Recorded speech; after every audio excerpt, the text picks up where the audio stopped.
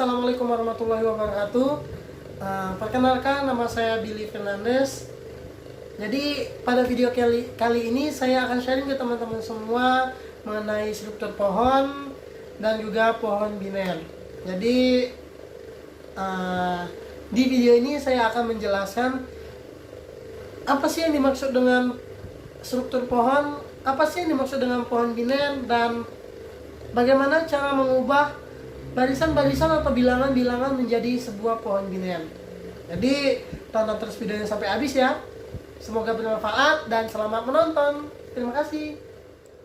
Baiklah, kita masuk ke materi struktur pohon dan kunjungan pohon biner. Pohon termasuk struktur nonlinear yang didefinisikan sebagai data yang terorganisir dari suatu item informasi cabang yang saling terkait. Contoh struktur pohon ialah sebagai berikut, di mana A disebut sebagai root atau akar, A juga merupakan level 1, cabangnya B dan C merupakan level 2, D, E, F, G level 3, di mana dari A ke B itu disebut sebagai cabang kiri dan A ke C disebut sebagai cabang kanan. Selanjutnya adalah pohon biner atau binary tree.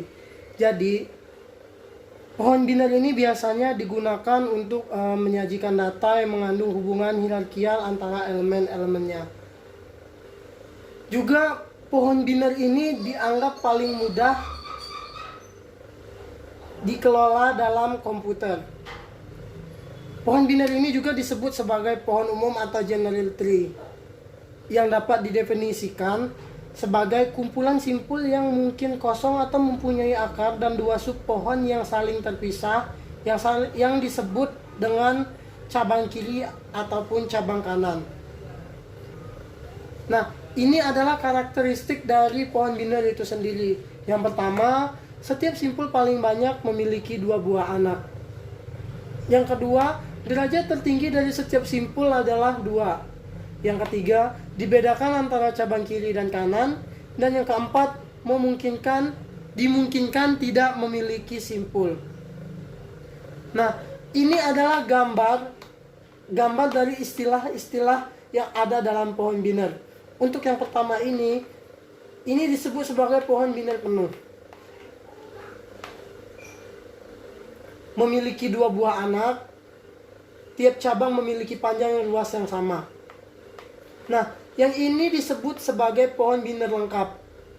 Hampir sama dengan pohon biner penuh, bedanya hanya anaknya yang sebelah kanan ini tidak memiliki cabang atau disebut daun. Yang selanjutnya, yang ini adalah pohon biner similar. 2 pohon yang memiliki struktur yang sama tapi informasinya yang berbeda.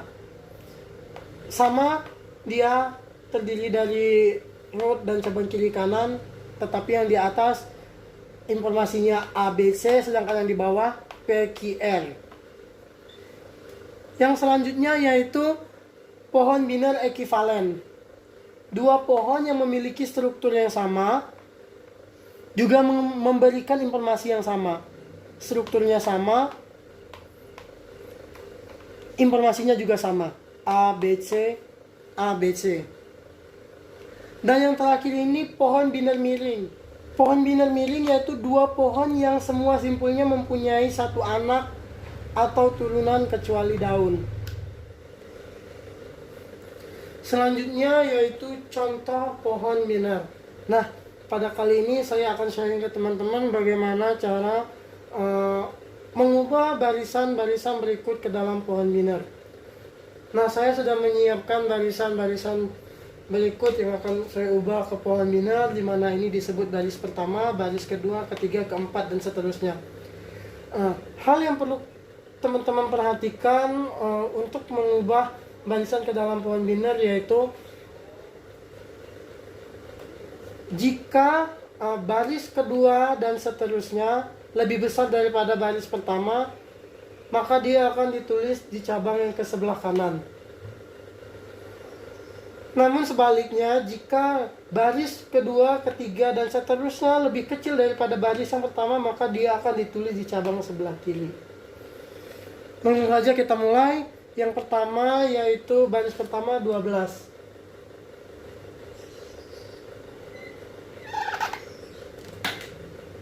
Nah, selanjutnya kita ke baris yang kedua. Kita bandingkan baris kedua dengan baris pertama. 22 lebih besar daripada 12. Lebih besar daripada 12. Karena dia lebih besar, maka dia akan ditulis di cabang yang sebelah kanan.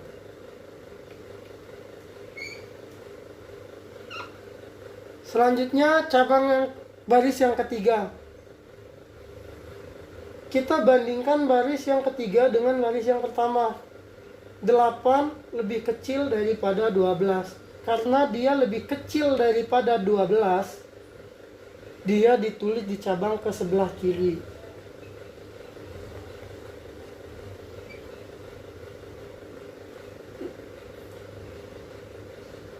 Selanjutnya baris yang keempat, 19. Kita bandingkan kembali dengan baris yang pertama. 19 lebih besar daripada 12. Karena dia lebih besar, maka dia akan ditulis di cabang sebelah kanan. Sebelah kanan. Nah, ternyata di sebelah kanan sudah ada 22. Lalu hal yang harus kita lakukan yaitu membandingkan kembali 19 ini dengan cabang sebelah kanan. Kita bandingkan 19 lebih kecil daripada 22. Maka dia akan ditulis di sebelah kiri karena lebih kecil.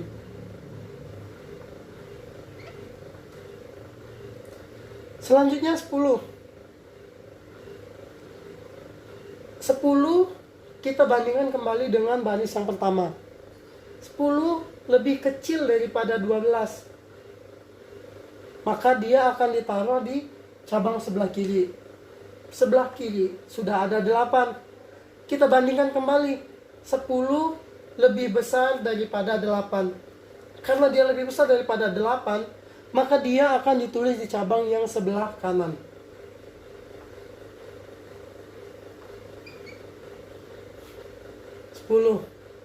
Selanjutnya kita ke baris berikutnya. Baris berikutnya 9. Kita bandingkan kembali 9 dengan baris yang pertama. 9 lebih kecil daripada 12. Maka karena dia lebih kecil daripada baris pertama, maka dia ditulis di cabang sebelah kiri. Sebelah kiri sudah ada 8. Kita bandingkan kembali 9 dengan 8.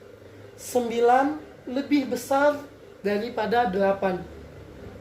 Karena dia lebih besar, berarti dia ditulis di cabang yang ke sebelah kanan. Nah, di sebelah kanan ada lagi 10. Jadi kita bandingkan kembali 9 dengan 10. 9 lebih kecil daripada 10. Karena dia lebih kecil, dia ditulis di cabang sebelah kiri.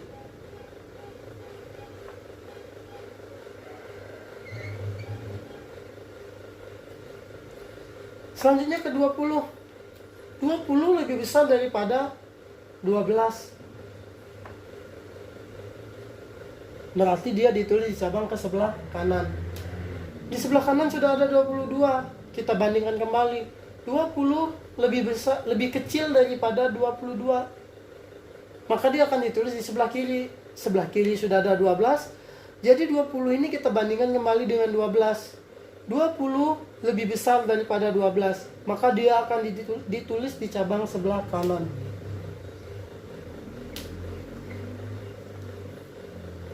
Selanjutnya 4. Kita bandingkan kembali 4 dengan baris yang pertama. 4 lebih kecil daripada 12. Maka dia akan ditulis di sebelah kiri. Di sebelah kiri sudah ada 8. Lalu kita bandingkan lagi dengan 8. 4 lebih kecil daripada 8. Jadi dia ditulis di sebelah kiri.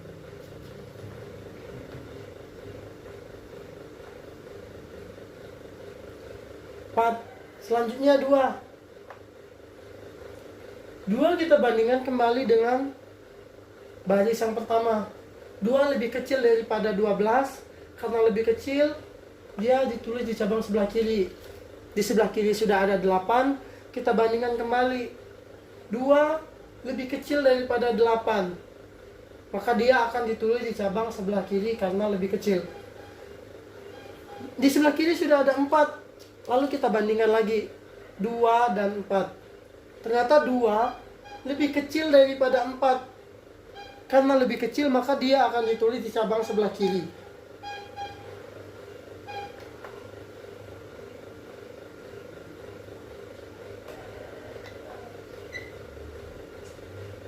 Dan yang terakhir 6. 6 kita bandingkan kembali dengan baris yang pertama, yaitu 12. Ternyata 6 lebih kecil daripada 12. Karena lebih kecil, maka dia akan ditulis di cabang sebelah kiri. Di sebelah kiri sudah ada 8. Kita bandingkan kembali. 6 lebih kecil daripada 8. Maka dia akan ditulis di sebelah kiri. Sebelah kiri ada 4. Kita bandingkan kembali. 6 lebih besar daripada 4. Karena dia lebih besar, maka 6 harus ditulis di cabang sebelah kanan.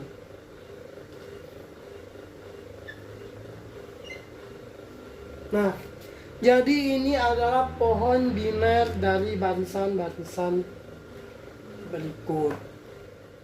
Yang harus diingat adalah jika baris kedua dan seterusnya lebih besar daripada baris pertama, maka dia akan ditulis di cabang sebelah kanan. Namun, jika dari baris kedua dan seterusnya lebih kecil daripada baris pertama, dia akan ditulis di sebelah kiri. Dan inilah hasilnya.